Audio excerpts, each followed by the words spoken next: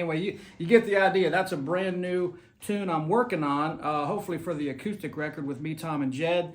Getting excited about that. I'm trying to get my acoustic guitar chops back up. I wanted to talk to you guys a little bit, if you don't mind. And of course, here comes the train. I tried to get up a little earlier today. I've been sleeping in a little bit, which is rare. This weekend, man, I just had to get some rest. But got up a little earlier today, went and took a beautiful walk at the air park, which is an abandoned runway down here near the river in East Nashville. It's beautiful. There's all kinds of trails and wildlife and deer and turkey and all kinds of stuff walking around back in there. And there was a bunch of plane crashes there, man. There was Earl Scruggs crashed a little plane and ended up, he was in a gig in Kentucky, flew his plane down to Nashville in the middle of the night. It was foggy or something. He crashed in the woods, broke his leg and some ribs, maybe a collarbone or something, and crawled through the woods back to the air park, Cornelia Air Park it's called, and ended up surviving, of course. But there was a bunch of plane crashes. There was another, I think Dottie West or somebody had a crash back there. But it's a beautiful place to walk. Got a nice walk in. Went up and had some yogurt and coffee, and had a couple laughs with the people at Cafe Rose up on the corner. And man, just wanted to check out. I was supposed to teach a lesson. I got canceled. Guy had something going on, so that gave me a little time to come up here and do a video with you guys. I got another lesson at 1 o'clock. Tomorrow is the BMI Awards. Rumor has it that Billy Bob Thornton's supposed to show up, and they said, yeah, Billy Bob would love to come, but he's got to be able to smoke. So we put him way over by the window at the BMI Awards. It's cool. They turned the parking garage on the 6th floor into a full-blown awards show that's mind-blowing. Last year, I think I sat with Grace Potter and Lucas Nelson and Kenny Chesney and a bunch of other people, just get some wine and have a nice dinner. And tomorrow, though, we're playing for it. We're playing the after party with Chuck Mead from BR549, Russ Paul, Dennis Crouch on bass, and Billy Thomas from Vince Gill's band on drums. So I'm kind of band wrangling those guys. And so not much wrangling that goes on there. Dennis Crouch is on all those great records with Alison Krauss and Robert Plant, and Russ Paul is just a local legend, steel player.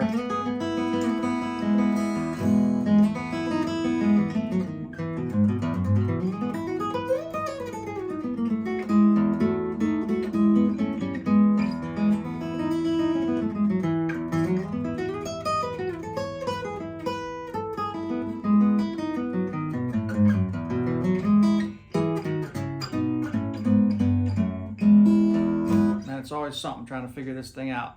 But anyway, I thought I'd do a little acoustic guitar thing since we are gearing up to do an acoustic record. I've been thinking about some tone things.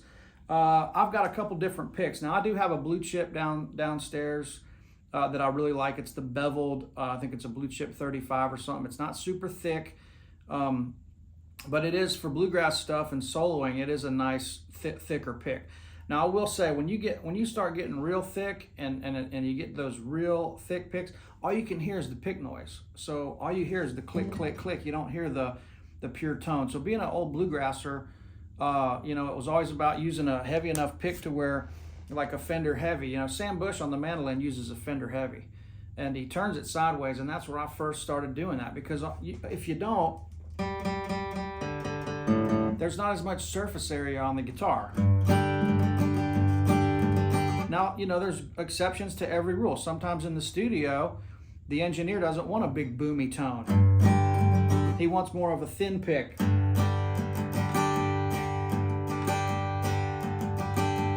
He wants that sound because it fits in the mix. You can hear the percussive effects of it and not the big boomy tone that's going to take up too much frequency. So sometimes you want to use a real thin pick for that effect. Now, the first time an engineer in Nashville asked me to use a real thin pick, I was like, man, I don't use a thin pick. I use a heavy. He goes, you don't get it. He goes, it's about the percussiveness. I'm like, oh, okay. I said, now I learned something. I think that was the same engineer that told me to go in there and give me about 20 bucks worth on an overdub and give us your best impression of somebody else.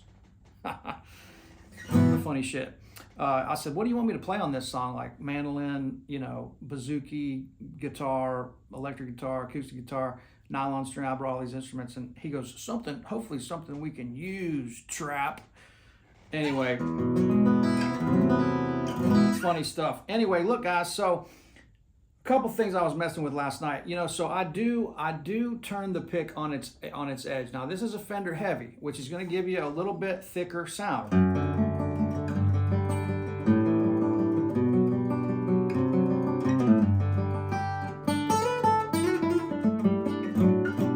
Right?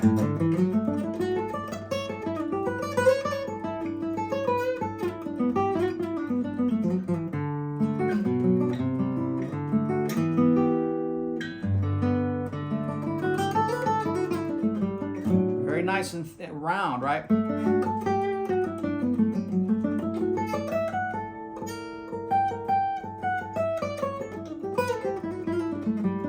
Now look, a guitar is going to tell you how hard you can hit it and how soft it wants to be played. So if you start doing this, that's not good. You don't want that. You want to be able to pull the sound out of this guitar. Like that thing I was doing earlier. If I was to like, you don't want that. You want nice, you know.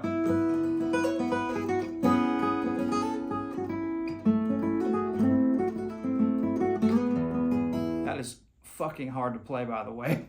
Maybe it's just my finger that won't bend in all the way, but man, that is so hard to play. You could tell I was struggling to try to play that that cross picking kind of stuff, and to do it clean and even.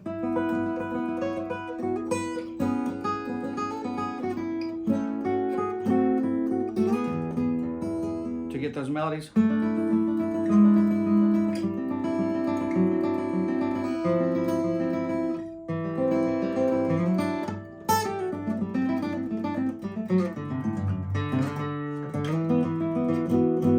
That's not easy.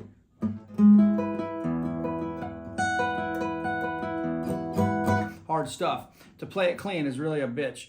Okay, so last night I was experimenting. So that when you play with that round edge, I'm also going to tell you if I like these Fender or D'Addario style celluloid picks because of the way that they're not only rounded this way, but they're also rounded this way. There's no sharp edge. Like if you play something like this, these Dunlop that are chopped off like this. You hear that? That scrapey? You don't want that. That sucks. This too. Any kind of pick like this, where it's, you know, you're getting that scratchy shit. You don't want that. You just want the pure sound of the guitar.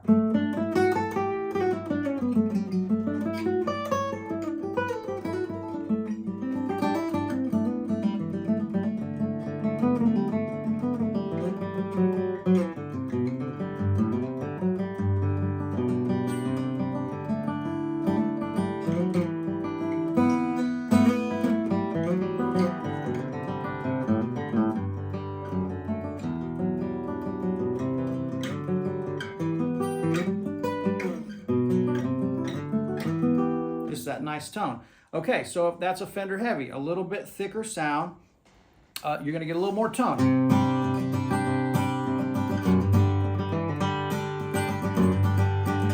Because it's not flexing as much. Now, I was going to say, with that pick, if I get any kind of a little scratch or anything on there, I go through these picks like crazy. Maybe there's a flaw in my technique, but when I get any kind of little burr on there, I immediately throw it away. I can hear it. Now you can tell when I pick up that Fender Medium, it's a little lighter, and so it's not quite as thick of a sound.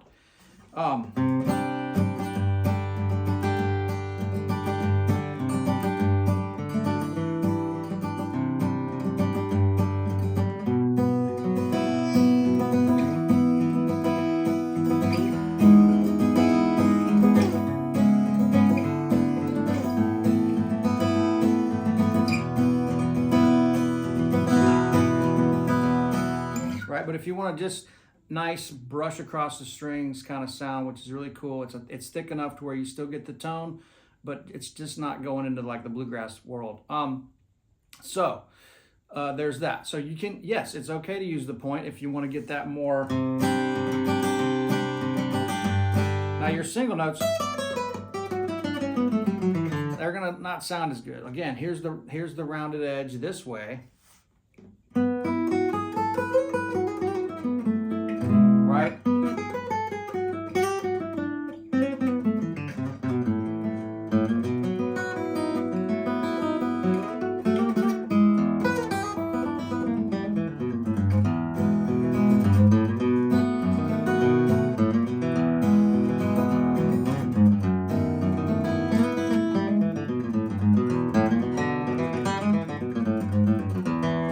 Now it still has enough heft to where you can play some of those lines and it's not going to flap out on you.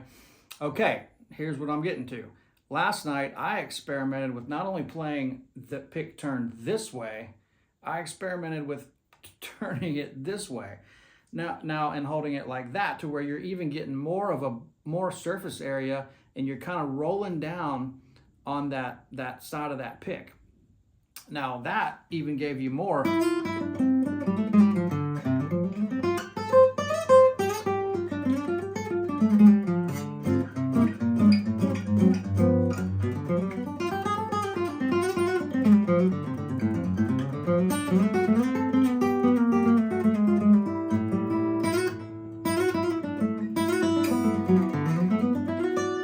That even gives you more. So,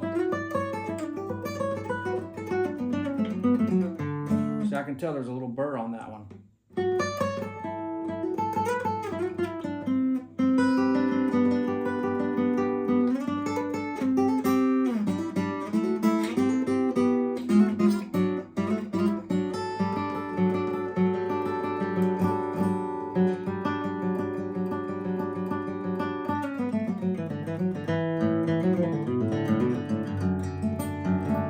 Okay, that's something to experiment with. I'm not sure if I'm convinced totally yet, but I was digging it last night. It really gave you a warm tone. Okay, so here's the thing I'm getting to next.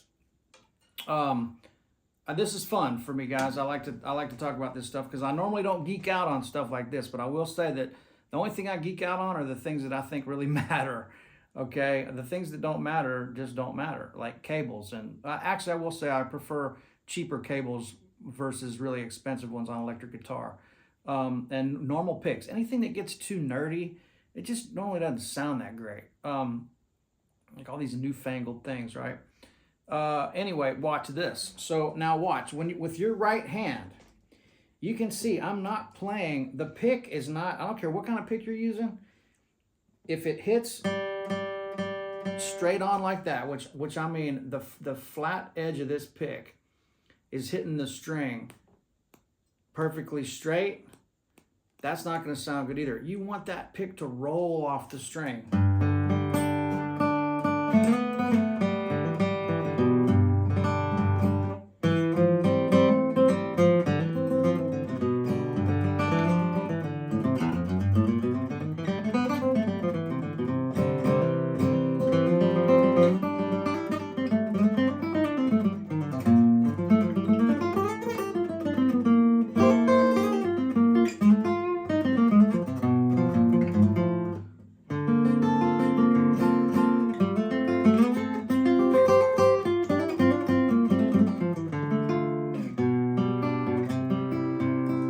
Right, so you can see I'm kind of, it's kind of sloping down at an angle, not,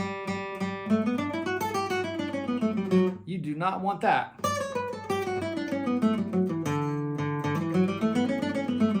That's bullshit.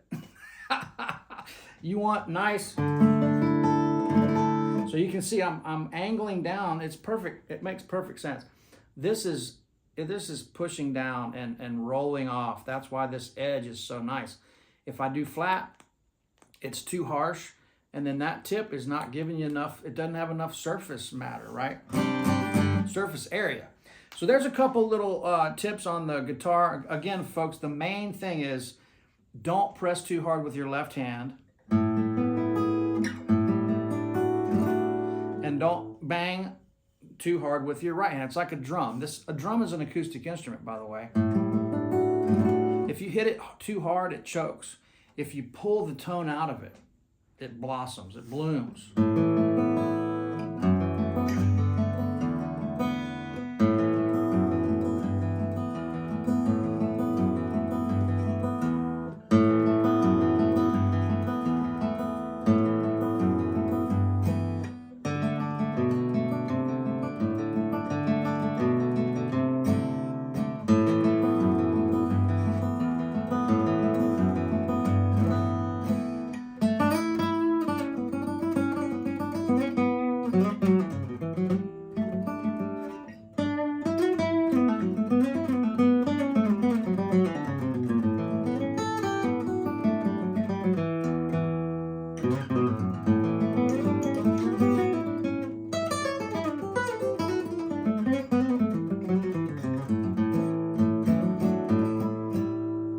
I was doing something the other day.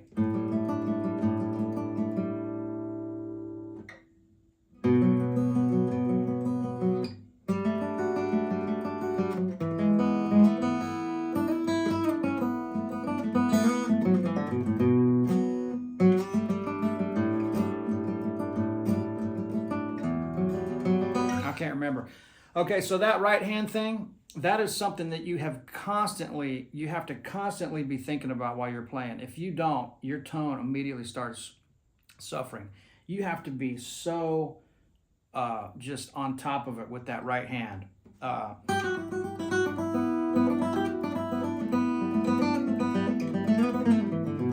If I for a second don't think about that right hand,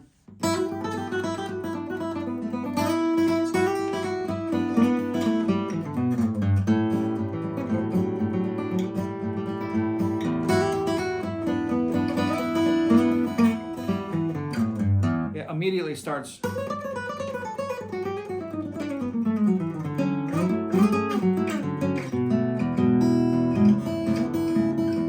It starts suffering. It starts sounding like I'm playing an electric guitar and I'm not thinking about playing acoustic guitar, because they are two completely different animals when it comes to the attack. Anyway, guys, just a quick one here. I'm going to try to check in with you guys throughout the day. I'm trying something new here. I'm thinking I can't sell out and do this clickbait shit. I can't do it. So, you know, my views have been down a little bit in these past couple videos. I'm just being honest with you. And so I'm trying to figure out how to get the views back up, because who doesn't like to see those numbers?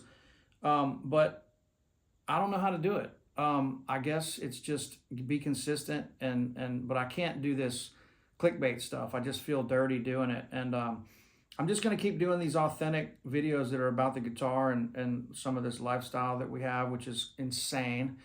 Man, I had a couple days, I had to kind of chill out, man. Friday and Saturday, I didn't go anywhere. I stayed at home.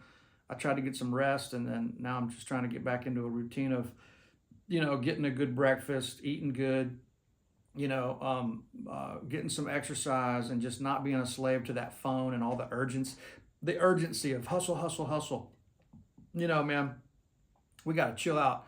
I got to realize that, you know, if I take a break and take a couple deep breaths, nothing is going to fall apart. You know, that's the crazy part to this rat race that we get stuck in. I mean, living in Nashville, where everybody's like, it's like, you know, everybody's on steroids. It's like work, work, work, work, work. Oh yeah, he's crushing it. He's killing it. Oh my God, this guy's career. Oh my God.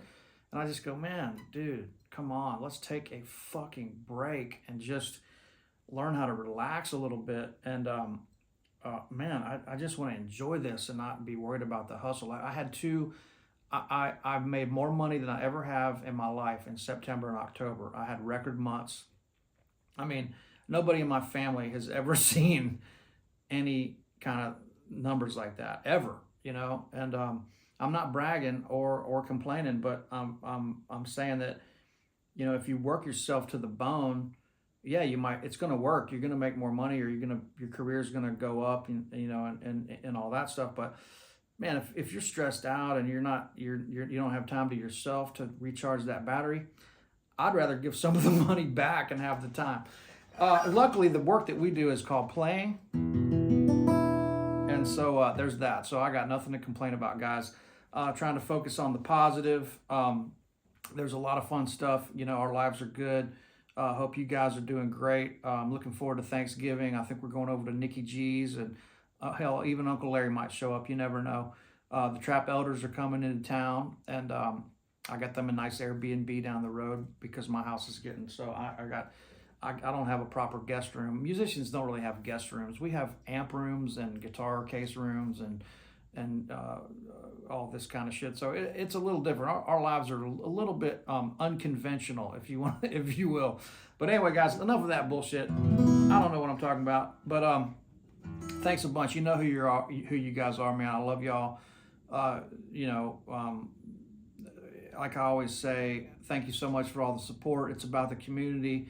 I don't know what I would do without my incredible friends here. I'm an only child. I don't have any brothers or sisters, so it's me and my mom and dad, and I've got these amazing friends, man, in Nashville that just happen to be some of the most ferocious musicians on the planet. So that kicks my ass too. Anyway, guys, get out there, do something nice for somebody today. Give the coffee shop barista a $20 tip or something, and you'll make somebody's day. All right, guys, see you later. Cheers.